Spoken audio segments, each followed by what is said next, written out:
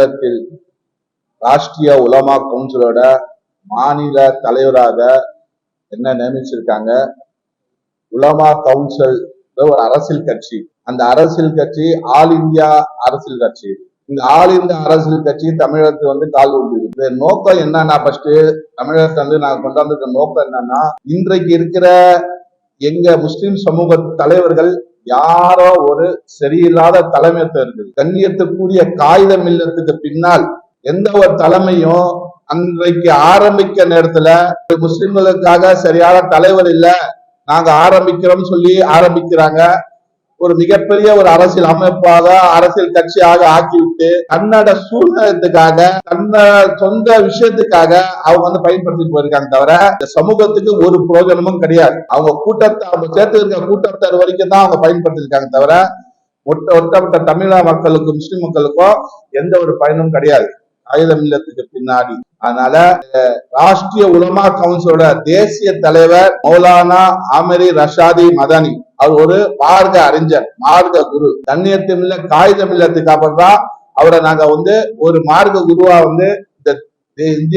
இந்தியால ஒரு ராஷ்டிரிய உலமா கட்சியோட தலைவர் இருக்காரு அவரு. அதனால எங்க சமூகத்துக்காக நல்ல ஒரு தலைமையத்துவம் கிடைச்சி இருக்குது. அந்த தலைமையத்துக்காக நாங்க இந்த ராஷ்டிரிய உலமா கட்சி இங்க கொண்டு வந்திருக்கோம். இந்த ராஷ்டிரிய உலமா கட்சியோட மிகப்பெரிய செயல்பாடு உங்களோட உதவி கொண்டு நாங்க செய்வோம் தெரிவித்துக் கொள்வோம். தமிழ்நாடு சுன்னத் ஜமாத் சமூக அமைப்பா வச்சிருந்தோம். ஏன்னா சரியான தலைமை இல்ல சொல்லிட்டா தமிழ்நாடு சுன்னத் ஜமாத் வச்சுக்கிறோம். கூட தமிழக வாழ்வுரிமை கட்சியில மாநில பொருளாளராக இருக்கிறேன். இருந்தா இது வரைக்கும் அந்த அமைப்பு தேர்தல் நடத்துறேன்னு சொல்லிட்டு அது நிக்க வச்சுக்காங்க. 10 வருஷம் இந்த கட்சி வேல்முருகன் ஆரம்பிச்சு 2 வருஷம் அந்த கட்சியில போயிட்டு நான் இணைந்து மிகப்பெரிய போராட்டத்தை எல்லாம் அவர் கூட கலந்துருக்கிறேன். தமிழகத்துக்கு நிறைய இடத்த பிரச்சாரத்துக்கு போயிருக்கிறேன். ஆனா எனக்கும் ஒரு பிரயோஜனம் இல்லை, என் சமூகத்துக்கு ஒரு பிரயோஜனம் கிடையாது. சரிங்களா? எங்களுக்கு ஒரு பிரயோஜனத்தை ஓணும். நாங்க எத்தனை நாள் தான் இது மாதிரி வாழ்ந்துட்டு முடியும்? எங்களுக்குன்னா எல்லாம் இளைஞர்கள் எங்களுக்கு எனக்குன்னு கிடையாது. இன்று வரைக்கும் 1996ஆம் ஆண்டு சேப்பாக்கத்தை கலைஞர் எடுத்து நின்ன வேட்பாளர். சரிங்களா?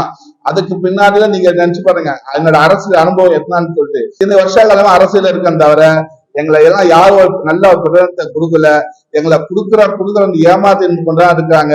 அதனால நாங்க இன்ஷா அல்லாஹ் அல்லாஹ்வோட மாபெரும் கருணை கொண்டு மிகப்பெரிய ராஷ்டிரிய உலமா கவுன்சில் பார்ட்டியை தமிழகத்தை மிகப்பெரிய ஒரு அமைப்பா உருவாக்கி இந்த சமூகத்துக்காக நல்ல ஒரு பயன்பட வேண்டும் என்ற நோக்கத்துக்காக நாங்க பாடுபடுவோம் தெரிவித்துக்கோம். எல்லாமே அந்த அமைப்பு உருவாக்க வைக்க நாங்க பாடுபடுறோம் தான் சொல்றாங்க. தவிர அவங்க கூட ஒரு வட்டத்துக்குள்ளதான் இருக்காங்க. அந்த வட்டத்துக்குள்ள யாரும் போக மாட்டாங்க. இப்ப சொல்ல போனா ஒரு வழக்குல கைது பண்றதுனால பயந்து பல போராட்டங்கள் பண்ண மாட்டாங்க.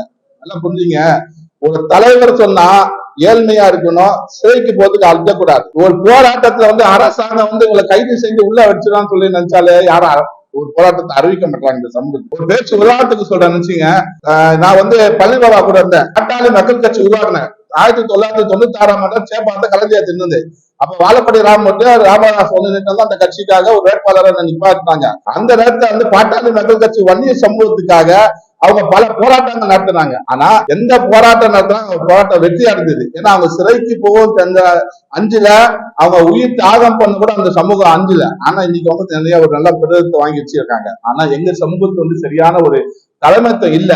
எதனா ஒரு போலீஸ் பயமுறுத்தாலும் அவங்க பயந்துடுறாங்க. ஆனா ராஷ்டிரிய உலமா கட்சியை பொறுத்த வரைக்கும் ஒரு உலமா, ஏன்னா இந்த இந்திய தேசத்துக்காக சுதந்திரத்துக்காக தியாகம் பண்ண நிறைய உலமாக்கள் தான். அந்த உலமாவோட தலைமை ஏத்துதான் நாங்க இந்த ராஷ்டிரிய உலமா கட்சி தமிழகத்தை ஆரம்பிச்சோம். இது அரசியல் கட்சி கண்டிப்பா எங்களுக்கு நல்ல எங்க பிரதத்தை கொடுக்கலோ அதுதான் நாங்க நிக்கிறோன்றத ஆதரவோ இல்ல தனித்தா நிக்கிறதோ அது தேசிய தலைமைத்துவம் ஒரு ஆலோசனை தான் நம்ம முடிவு பண்ண முடியும். தவிர இப்போ நம்ம ஆதரவு கொடுக்குறோம், இவங்களுக்கு ஆதரவு கொடுக்குறோம், அவங்களுக்கு நமக்கு ஒரு எதுவுமே ஒரு இது கிடையாது. இல்ல நாங்க இப்ப கட்சி யாருக்கும் பயந்து அவர் இன்னைக்கு ஒரு எம்எல்ஏ அவர் உதயசூரன் சின்னம் தான் நின்றுருக்காரு. அப்ப அவர் அங்க ஒரு சட்டசபையிலயும் ஒரு பேசுறாரு, மக்கள் மத்தியில பேசுறாரு. ஆனா அவர் ஒரு எம்எல்ஏ ஒரு பதிவு இருக்கனால அவங்க அனுசரிச்சு அவர் போனோம்.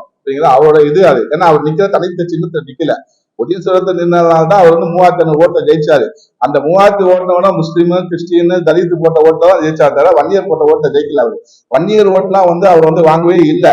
இந்த ஓட்டை தான் அவர் 3000 ஓட்டை ஜெயிச்சு வந்தாரு. ஏன்னா பண்டோட்டில நான் வேலை செஞ்சிருக்கேன். அன்னில அவர் என்னைக்கு வேட்புமனை தாக்கல் பண்ணாரோ அந்த வரைக்கும் கொரோனா நான் இங்க வந்திருக்கேன் சென்னை. அந்த வரைக்கும் நான் ஓட்டு பண்ணிட்டேன். ஆனா வந்து திமுக அகவன்ஸோ ஏடிஎம்கே அகவன்ஸோ விஜய்க்கு அகவன்ஸோ கிடையாது. எங்களோட அரசியல் பார்ட்டி, எங்க அரசியலுக்காக நாங்க ஆரம்பிச்சிருக்கோம், அரசியல் கட்சி ஆரம்பிச்சிருக்கோம். நாங்க தமிழக ஒரு நல்ல சுற்றுப்பயணம் பண்ணுவோம். எங்களோட நோக்கமே என்னன்னா, ஏழையா பிறந்து ஏழையா நாங்க மரணிக்கணுமா, அந்த நோக்கம் தான் நீங்கள் மிகப்பெரிய ஒரு பயணமா இருக்கும்.